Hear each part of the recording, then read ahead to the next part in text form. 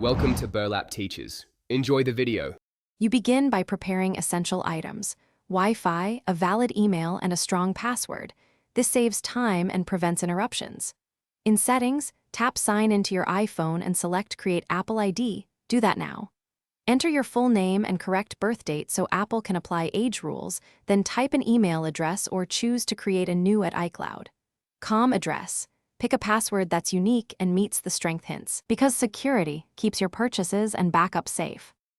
Once done with initial details, check your email for Apple's verification code and enter it immediately. This confirms ownership and unlocks features. Next, add a phone number for two-factor authentication. 2FA prevents unauthorized access, so make sure the number is one you control. Then, make choices for iCloud Sync, iMessage and FaceTime sign-in, and whether to use this Apple ID for the App Store. These settings determine what data syncs and where purchases appear, so adjust them to fit your workflow. To finish, confirm billing details or choose none if you're not adding a payment method. This won't stop free downloads.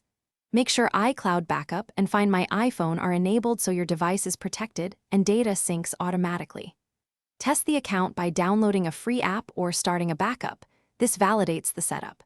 If verification fails, check spam folders, request a new code, ensure date and time are correct, and restart the phone before trying again. That usually fixes common hiccups.